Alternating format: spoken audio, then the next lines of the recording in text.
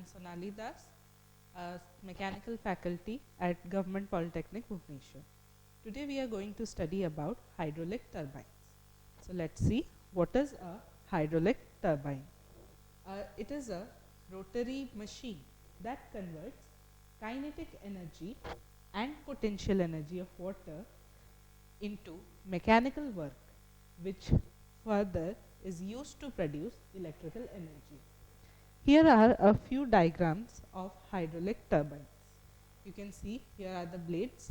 This is called the casing, and water is flowed inside the turbine to produce mechanical work. The blades rotate to produce the mechanical work. Let us move to the next slide.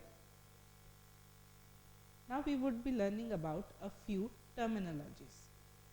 Hydraulic energy. The fluid flowing through the pipes produces a fluid flow energy, which is called as hydraulic energy. Then comes mechanical energy. How is mechanical energy produced? There are blades inside the casing of the hydraulic turbine, which when bombarded by the water jet produces mechanical work. Hence, that mechanical work is known as the mechanical energy. Then comes electrical energy. How the mechanical energy is converted into electrical energy? When the blades rotate after the water has bombarded to the blades rotate, further producing an electrical energy when the turbine shaft is coupled with a generator. What is hydroelectric power? The electricity produced by the hydraulic turbine is known as hydroelectric power. Let us move to the next slide. We will look into the uses of hydroelectric turbine. So turbines are mainly used in dams. Dams help in producing hydroelectric power, and it is also used in irrigation. Here is a picture of a hydroelectric turbine used in a dam. You can see here is the reservoir. The water flows through the penstock of it is also known as the inlet towards the turbine. The turbine is positioned here in the lower level, so that when the water comes at high pressure, it rotates the turbine blades, producing mechanical work. The shaft is connected to the generator, which helps in producing electrical energy. Hence, this later on, this energy is transferred to the power plant grid, where it comes to our household. Let us move next. Then comes the working principle of a hydraulic turbine. Hydraulic turbines are based on Newton's second law. So let us look what does Newton's second law says us. According to Newton's law, the rate of change of momentum of a body is directly proportional to the applied force. Let us see how it is applied in the hydraulic turbines. So in the turbines, the force is generated by the changes in the moment of water. The water is flowing through the pipes, and there are changes in the moment of water. This force is applied against turbine blades or buckets, which helps in its rotation. Let us move next. Then comes the advantages. How hydraulic turbines are advantageous to us. Hydraulic turbines are operated by the hydraulic energy obtained from flowing water. And we all know, as flowing water is not consumed or cannot be converted into other form, hence it is plentifully available. So water is a renewable source of energy. Then comes, no products produced from the hydraulic turbine operations are harmful to the environment. Hence we can say the hydraulic turbines are eco-friendly. Then water is a gift of nature. It is freely available on the earth. Hence its abundance makes the hydraulic turbines advantageous. It is easy to maintain and has a high efficiency. So let's look next. Now, as we all know, since it is a machine, it can't be 100% perfect. So, therefore, there are a few disadvantages regarding hydraulic turbines. Let us look at what are these. Because the hydraulic turbine requires a dam and structure for runners and vanes, so the initial cost is high. Hence, we can conclude that the installation cost is high.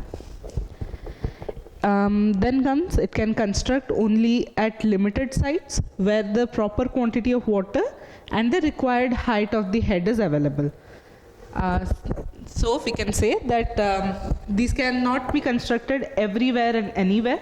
There are only a limited sites where water is available plentifully. And head means height.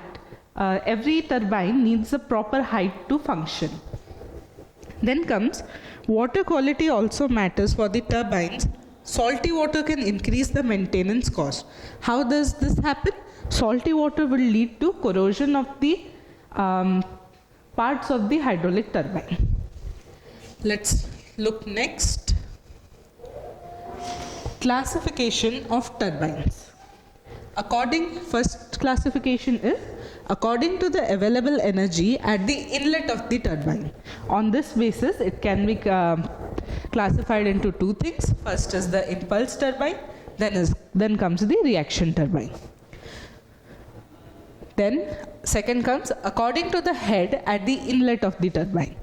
On the basis of head, it can be divided into three parts: high head turbine, medium head turbine, and low head turbine. Third comes according to the direction of flow through the runner. It could be tangential flow turbine, radial flow turbine, axial flow turbine, and mixed flow turbine. Let us look into details. So first comes according to available energy at the inlet of the turbine. Number one, impulse turbine. In the impulse turbine, first let us look at this picture. What does it say? This is the nozzle or the inlet of the turbine. From this inlet, the water is flowing. After it comes out of the nozzle's opening, it is called jet of water. The jet of water gets bombarded, or it is hit at the runner blades. Then the runner blades rotating the shaft also. As the shaft starts moving, the hydraulic energy is converted into mechanical energy, and the shaft is connected to a generator, hence producing electrical energy. So then, here at the impulse turbine, we can see when the water is bombarded on the runner blades, the kinetic energy is found at the inlet of the turbine. For example, example of an impulse turbine is a Pelton wheel turbine. Then comes reaction turbine. In the case of reaction turbine, both kinetic energy and potential energy are found at the inlet of the turbine. So hence the example of reaction turbine are Francis and Kaplan turbine. Let's move forward. Then comes the classification according to the head at the inlet of the turbine. First comes high head turbine. How we would classify it as high head turbine? If the head is above 250 meter, if the height of the inlet of the turbine is more than 250 meter. An example of this turbine are Pelton wheel turbine. Then comes medium head turbine. How would we classify this? If the head is 60 meter to 250 meter. For example, Francis turbine. The third classification is low head turbine. How we will classify this? If the head is below 60 meter. For example, Kaplan turbine.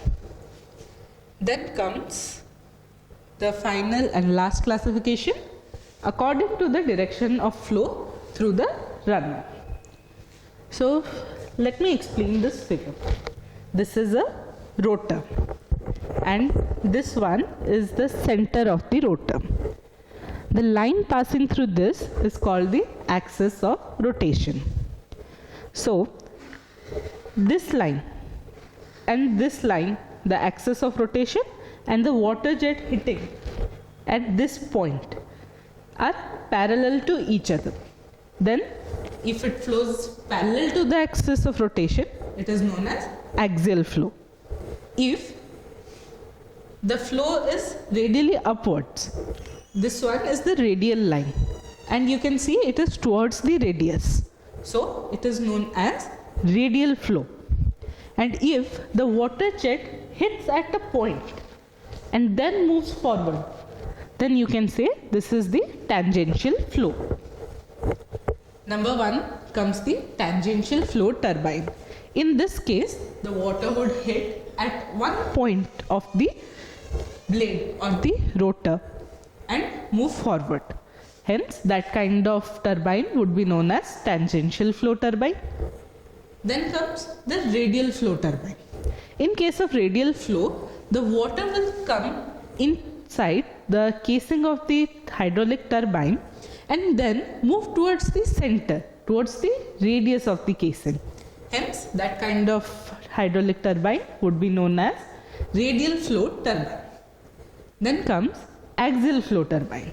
Axial flow, as I said, it is the water would be flowing parallel to the axis of rotation, and axis of rotation coincides with the shaft. Hence, that kind of turbine would be known as axial flow turbine. And the last one comes the mixed flow turbine. In the mixed flow turbine, the water would be entering radially into the turbine and then would be coming out axially. So, then we can see that first it would be entering radially and then exiting from the hydraulic turbine axially.